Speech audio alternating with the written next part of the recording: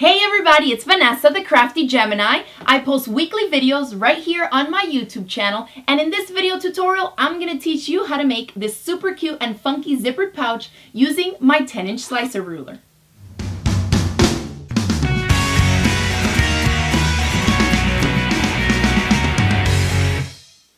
So to make my 10-inch slicer zippered pouch, the first thing you're going to need is my 10-inch slicer. This is a ruler that I designed and developed, and it's manufactured right here in the United States, and this is what gives the little pouch its shape, okay? I've included a link for you in the description box below right here on YouTube on where you can click to head over to my online shop so you can purchase one for yourself.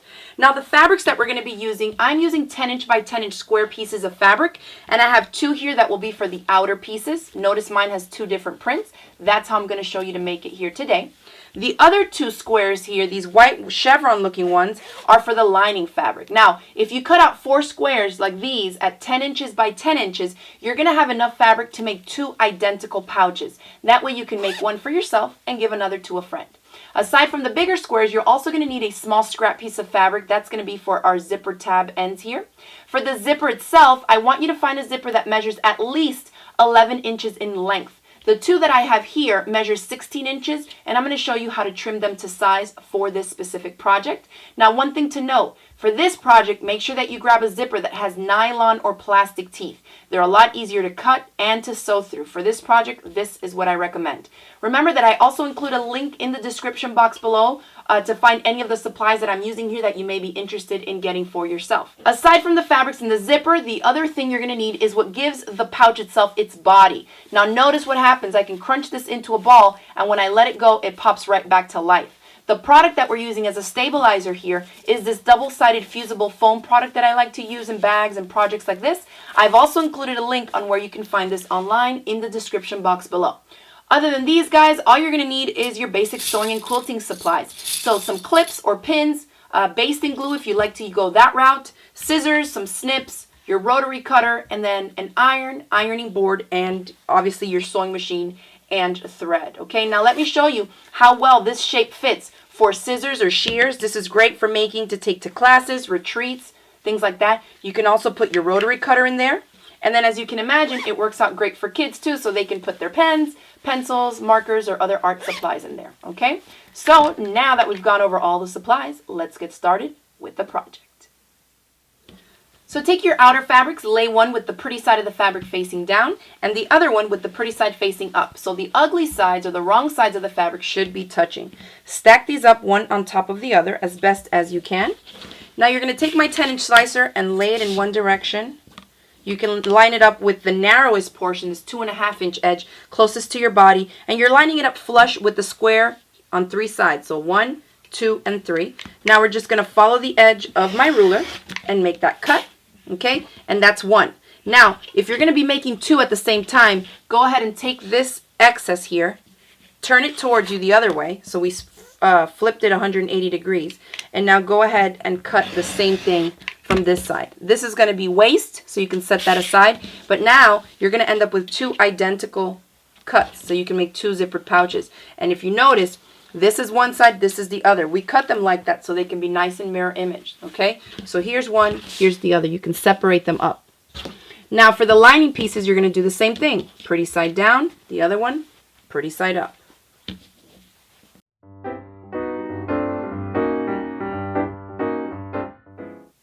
Now take the fusible foam product, take your outer piece, one of them, line it up there. You can put the ruler on it so you have a straight edge to follow.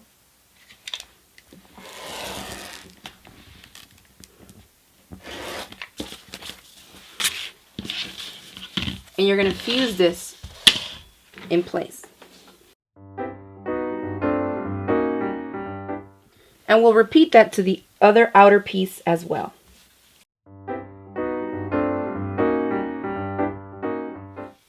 Alright, once you have your 2 outer pieces fused into place, put them like this so you can make sure that everything is oriented correctly. Looks good. Let's set this aside and work on the zipper. So we have our long zipper here. Remember, it should measure at least 11 inches in length. Let's make the zipper tabs for it. I have pieces of fabric here, 2 rectangles that measure 2 inches this way by 3 inches this way. So I'm going to flip it with the pretty side of the fabric facing down. I'm going to fold in about 1/4 of an inch and press. Repeat to the other side. Do the same thing to the other piece. Now you're going to flip these guys this way and then fold it up in half to make these two edges meet up. Okay? If you want, you can put a pin just to hold them together. We're going to head over to the sewing machine now, and we're going to stitch on these short sides. Back stitching at the top and at the bottom, 1/4 of an inch away from the edges, straight here, and the same thing to this one here.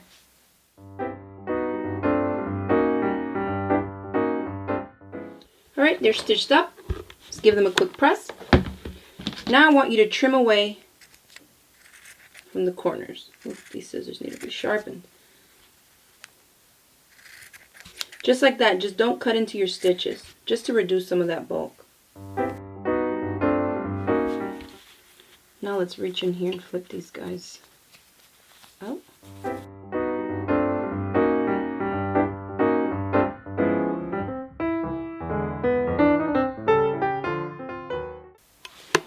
Alright, zipper tabs are done. Let's trim the zipper to size now. So to cut our zipper, this is just the way that I do it.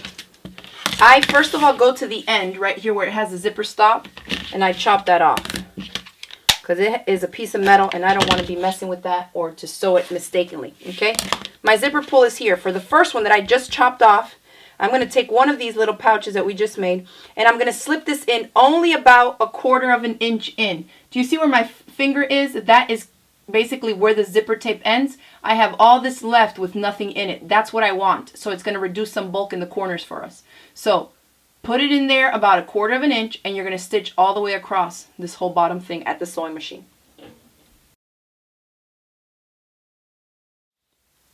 Now we want to trim this down so that after we attach this one there, the full strip from fabric end to fabric end here measures 11 inches. So starting from where this fabric is, I'm going to measure down 10.5 inches, and that's going to be about here. Before you dare grab scissors or a rotary cutter to cut, make sure that you open this zipper so that the zipper pull is in between here and the cut that you're about to make. Otherwise, you're not going to end up with a working zipper, okay? So again, from here, I'm going to measure down 10.5. I'm going to cut it right there. And now I'm going to slip it in here enough so that the finished thing measures my 11 inches. And you can see that I'm right there. From here to here is 11 inches. And again, checking with my finger, I've only slipped the zipper tape in about 1/4 of an inch. So again, back to the sewing machine to stitch this guy down.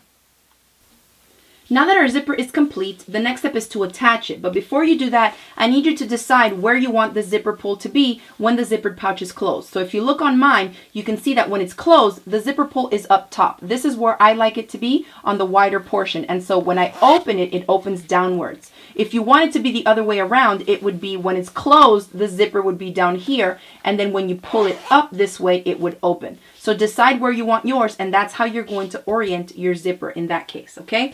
For me, notice I have one outer piece here, and this is the zipper pull. You can go ahead and close your zipper. The zipper pull is right here. If you do it this way, notice what happens. When it's closed, the zipper is going to be on the smaller portion. I don't like mine like that.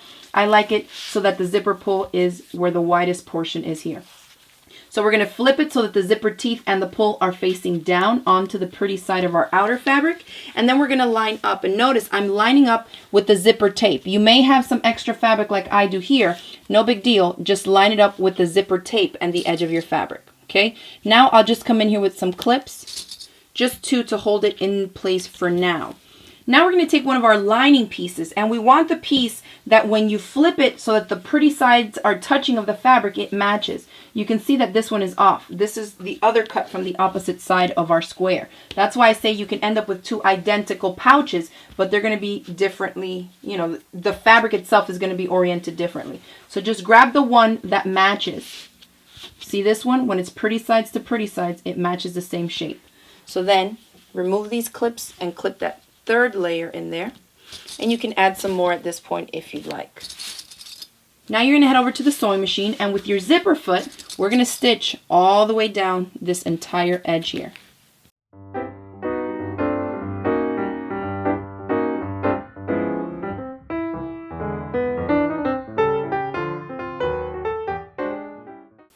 You need to stop before you get to the zipper pull and scoot it out of your way. And then go back and readjust all 3 layers so the raw edges are all matching in place. To continue to sew past it. So give it a good press. And I want you to open it up and push the lining fabric to the back side of this foam part. So pull it and keep pulling it until you see the zipper come out from in between those 2 seams. And at this point you can hit this with some iron because it is double-sided fusible, and that will help keep it down for you. But before we finish, we'll peel it back later. But just enough to hold it. Okay, so that's one. Now we need to top stitch this, and I like to do it from the pretty side or the outer fabric, which is what I'll be seeing. You're going to top stitch about 1/4 of an inch away, right here, all the way down this edge, to keep that fabric from creeping into the zipper as you're opening and closing the pouch.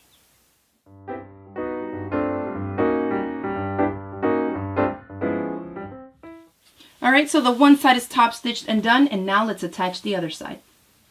To attach the next outer side, let's take it and place it with the pretty side of the fabric facing down on the zipper teeth on this side. Notice the zipper pull should be facing up, as well as the pretty side of the other outer piece. Lay this one right there, match up the raw edges, and just put a couple clips to hold it while we attach the lining fabric underneath. Now for the lining fabric, it needs to go on the other side here. So lay the fabric piece with the pretty side face up.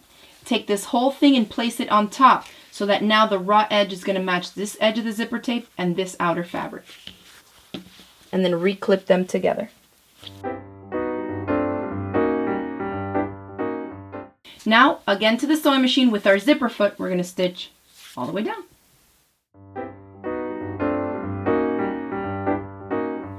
Alright, so now this one's done.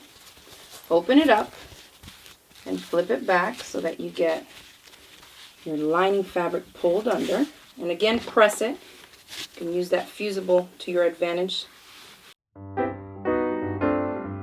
Then I want you to go again and top stitch it 1/4 of an inch away like we did this one.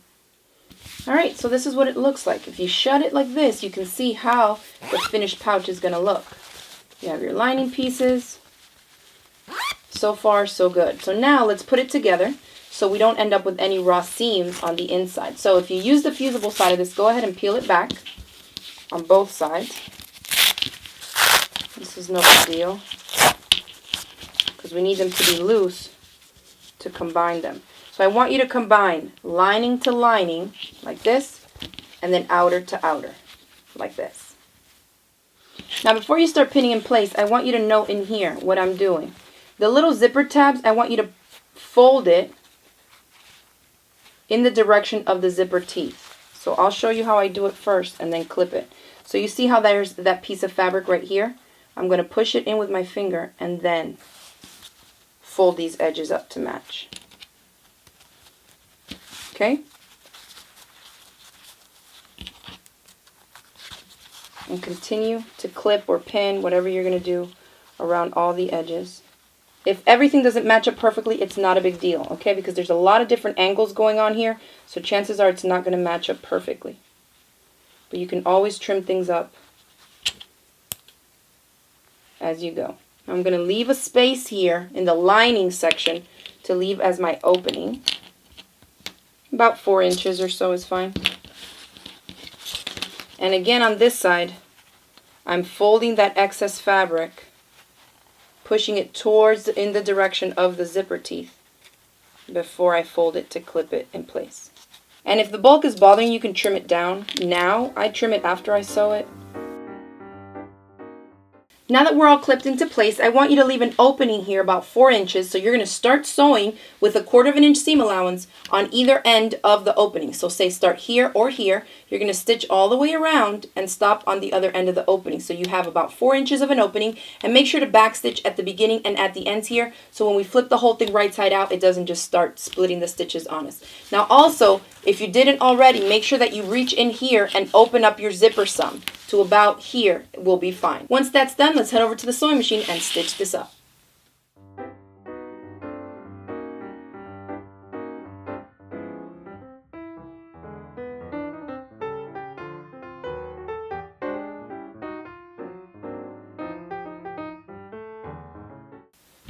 Now you can trim away any excess stuff you have sticking around. Trim your corners so you can reduce some bulk.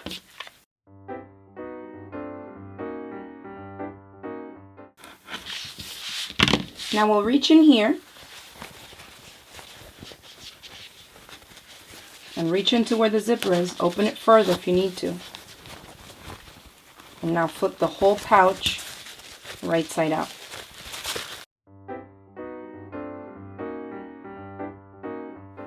And once you've done that, all you got left to do is to close up the lining. So to do this, I kind of just put my fingers on either end of the opening and turn that seam allowance in like this. You can press it or put some pins right there. We're just going to put some clips. So we can head over to the sewing machine and stitch this shut. You can stitch this up by hand, but typically when it's a lining, I don't really care because nobody's going to be seeing that in there and it's just a little bit faster. So stitch a straight stitch real close to the outside edge here and you're all done.